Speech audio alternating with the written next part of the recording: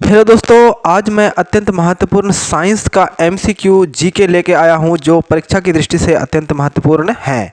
Assistant loco pilot तथा अन्य exam के लिए व्याख्या के साथ कोई भी क्वेश्चन डिटेल में पढ़िए तभी सफलता मिलेगी। पहला क्वेश्चन है, एसी धारा को डीसी धारा में परिवर्तित करने वाली युक्ति को क्या कहते हैं। बहुत इंपॉर्टेंट क्वेश्चन है, इसमें कन्फ्यूजन कर जाते हैं लोग। आंसर हो जाएगा ए, रेक्टिफायर। दिष्टकारी या रिजोकारी या रेक्टिफायर्स ऐसी युक्ति है जो आवर्ती धारा यानी एसी करंट को डीसी धारा में बदलने का कार्य करती हैं। अर्थात रेक्टिफायर एसी करंट को डीसी करंट में बदलने वाली एक युक्ति है। अगली क्वेश्चन, ठोस कपूर से कपूर वाष्प बनने की प्रक्रिया को क्या कहा जाता है। बहुत इंपॉर्टेंट क्वेश्चन है, यानी ठोस से डायरेक्ट गैस में बदलना। आंसर हो जाएगा ए, ऊर्ध्वपातन। ऊर्ध्वपातन एक भौतिक या रासायनिक प्रक्रिया है जिसमें कोई पदार्थ अपनी ठोस अवस्था से सीधे गैस में परिवर्तित हो जाता है। इस पूरी प्रक्रिया के दौरान पदार्थ की अवस्था किसी मध्यवर्ती द्रव अवस्था में परिवर्तित नहीं होता है। कपूर का ठोस अवस्था से सीधे वाष्प के रूप में उड़ जाना ऊर्ध्वपातन का एक उदाहरण है। ऊर्ध्वपातन के और भी उदाहरण हैं, जैसे कि आयोडीन, अमोनियम क्लोराइड, नेप्थलीन की गोलियां। ये सब क्या होता है कि ठोस के रूप में रहता है और ऑक्सीजन से यह रिएक्शन करने के बाद डायरेक्ट वाष्प में बदल जाता है। अगली क्वेश्चन है, यदि किसी स्थान के तापमान में सहसा वृद्धि होती है तो आपेक्षिक आर्द्रता का क्या होती है। आपेक्षिक आर्द्रता बहुत इंपॉर्टेंट है। आंसर हो जाएगा ए तथा बी दोनों। किसी स्थान में तापमान में वृद्धि से वहाँ की आर्द्रता में परिवर्तन उस स्थान की भौगोलिक स्थिति पर निर्भर करता है। अगर वह स्थान गीला या समुद्र के किनारे या किसी बड़े जलाशय के पास हो तो निश्चित ही वहाँ की आर्द्रता बढ़ जाएगी। इसी के उल्टा अगर कोई मैदानी या रेगिस्तान इलाका में हो तो तापक्रम बढ़ने से मौसम और ज़्यादा सूखा हो जाएगा। अगली क्वेश्चन, ध्वनि तरंग की प्रकृति कैसी होती है। ध्वनि तरंग, इसमें बहुत स्टूडेंट कंफ्यूज करते हैं। आंसर हो जाएगा ए, अनुदैर्घ्य। ध्वनि तरंग एक प्रत्यास्थ माध्यम में अनुदैर्घ्य तरंग जो श्रव्य संवेदना पैदा करती है उसे ध्वनि तरंग कहते हैं। जैसे ध्वनि तरंगें अनुदैर्घ्य तरंगें होती हैं, वायु के कण ध्वनि के प्रसार की दिशा में कंपन करते हैं और हमारे कानों तक पहुंचते हैं। अगली क्वेश्चन, पीले रंग का पूरक रंग क्या होता है। पूरक रंग बहुत इंपॉर्टेंट है, इतना लड़का कंफ्यूज करते हैं। आंसर हो जाएगा इसका सी, नीला। पीला का पूरक रंग नीला होता है। पूरक रंग जिन दो रंगों को आपस में मिलाने पर श्वेत या सफेद रंग बनता है तो इस प्रकार के रंग को पूरक रंग कहते हैं एक दूसरे का। जैसे कि लाल और पिकॉक नीला यानी सफ़ेद, हरा मैजेंटा सफ़ेद, नीला और पीला सफ़ेद, लाल तथा हरा सफ़ेद, ये एक दूसरे का पूरक रंग होते हैं।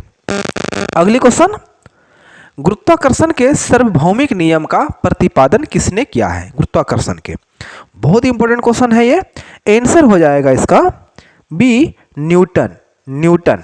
अगली क्वेश्चन, इसका व्याख्या है, गुरुत्वाकर्षण के सार्वभौमिक नियम को सर आइजैक न्यूटन ने 1886 में प्रतिपादित किया था।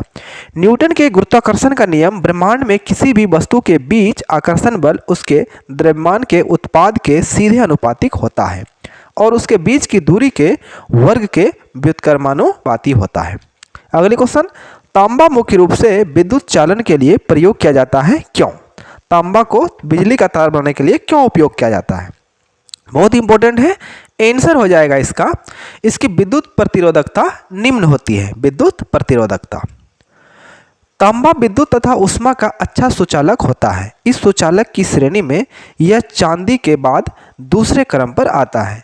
इसमें एक लालिमा जैसी चमक होती है। यह सामान्यतः जल से अभिक्रिया नहीं करता है, इसी कारण इसका उपयोग विद्युत चालन में किया जाता है। इस प्रकार अगली क्वेश्चन है, बर्फ पर स्केटिंग करना प्रदर्शित करता है कि दाब बढ़ने पर बर्फ का गलनांक क्या होता है। बहुत इंपॉर्टेंट क्वेश्चन है। आंसर हो जाएगा ए, गलनांक उसका घट जाता है। अगले क्वेश्चन है, रेडियो एक्टिविटी की परिघटना की खोज किसने की थी। बहुत ही इंपॉर्टेंट क्वेश्चन है। आंसर हो जाएगा सी हेनरी बेकरेल ने 1986 में हेनरी बेकरेल ने रेडियोधर्मिता की खोज की, जिससे यह साबित होता है कि यूरेनियम सूर्य जैसे ऊर्जा से बाहरी स्रोत के बिना विकिरण उत्सर्जित करता है। मैरी क्यूरी, जो अपने पति पियरे के साथ मिलकर वास्तव में रेडियोधर्मिता शब्द दिया और खोज आरंभ की, हाल ही में इसकी अवधारणा बेक्वेरेल ने दी थी। इस प्रकार ये क्वेश्चन अत्यंत महत्वपूर्ण है।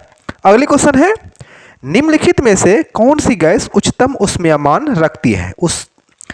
उच्चतम ऊष्मीयमान किसका है? बहुत इंपॉर्टेंट है। आंसर हो जाएगा बी, प्राकृतिक गैस। प्राकृतिक गैस। चंद्रमा पर क्या नहीं होने के कारण वहां किसी प्रकार की जीवन नहीं है? चंद्रमा पर, बहुत इंपॉर्टेंट है, ये कंफ्यूजन है इसमें। आंसर हो जाएगा सी, जल की उपस्थिति नहीं के होने के कारण। चंद्रमा पर जल की अनुपस्थिति के कारण यहाँ किसी भी प्रकार का जीवन नहीं होता है। पृथ्वी पर सर्वप्रथम जीवन जल में ही उत्पन्न हुआ था और इसलिए पृथ्वी पर जीव जंतु पाए जाते हैं। नाभिकीय रिएक्टर में इसमें से कौन सा ईंधन का काम करता है? नाभिकीय रिएक्टर में ईंधन के रूप में किसका प्रयोग किया जाता है? इसमें कंफ्यूजन है। आंसर हो जाएगा ए, यूरेनियम। यूरेनियम। नाभिकीय ऊर्जा स्टेशनों में ईंधन के रूप में यूरेनियम U-235 या थोरियम TH-292 जैसे भारी तत्वों का प्रयोग किया जाता है।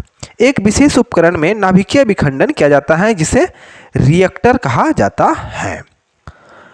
निम्नलिखित में से किस गैस का प्रयोग प्रशीतन में किया जाता है? प्रशीतन में, ठंडक के लिए।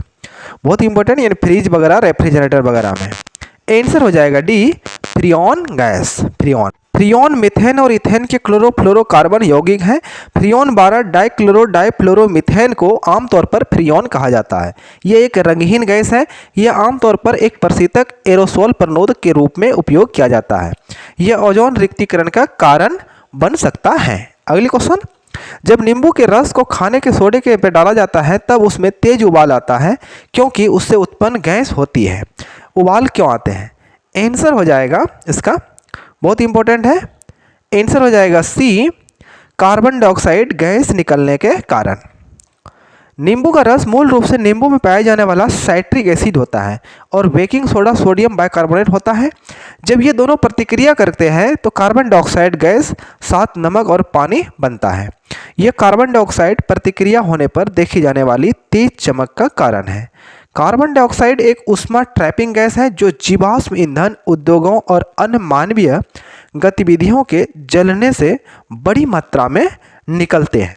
कार्बन सभी प्रकार के जीव जंतु या किसी प्रकार के जीवाश्म सड़ने पर कार्बन डाइऑक्साइड गैस निकलता है।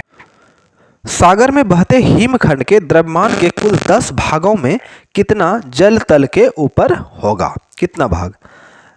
आंसर हो जाएगा इसका ए, 1 भाग जल तल के ऊपर होगा।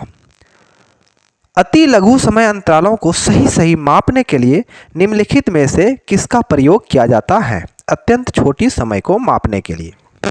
ये बहुत इंपॉर्टेंट है, कई बार एग्जाम में पूछा है। आंसर हो जाएगा डी, परमाणु घड़ियां। परमाणु घड़ियां। परमाणु घड़ी एक प्रकार की घड़ी है जो इलेक्ट्रोमैग्नेटिक स्पेक्ट्रम की माइक्रोवेव, ऑप्टिकल या अल्ट्रावायलेट रीजन में इलेक्ट्रॉन ट्रांजिस्टर फ्रीक्वेंसी का प्रयोग टाइमिंग कीपिंग के लिए स्टैंडर्ड एलिमेंट के रूप में करती है। परमाणु घड़ियां ज्ञात सबसे सटीक समय और आवृत्ति मानक है। यूरेनियम अंततः किस तत्व के अस्थायी आइसोटोप में बदल जाते हैं? अंत में यूरेनियम किस में बदल जाते हैं? आंसर हो जाएगा डी, सीसा, ग्लास में बदल जाते हैं। परमाणु क्रमांक 82 पीबी से अधिक परमाणु क्रमांक वाले नाभिक हमेशा अस्थायी होते हैं। अतः यूरेनियम के रेडियोएक्टिव विघटन के फलस्वरूप अंततः लेड सीसा में ही बनता है। अगली क्वेश्चन, हीलियम गैस को गुब्बारों में क्यों भरा जाता है? हीलियम गैस को गुब्बारों में क्यों भरा जाता है? उड़ाने के लिए। आंसर हो जाएगा ए, वह वायु से हल्की होती है।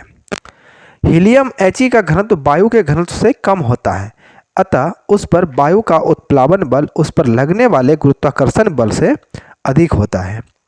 नेट बल ऊपर की ओर कार्य करने से गुब्बारा ऊपर से उठता है ऊपर को, और हीलियम गैसों से खतरा कम होती है, जिसके कारण इसे गुब्बारों में प्रयोग किया जाता है। हीलियम का संकेत He और परमाणु संख्या 2 होता है। हीलियम इसलिए उपयोग किया जाता है गुब्बारों में।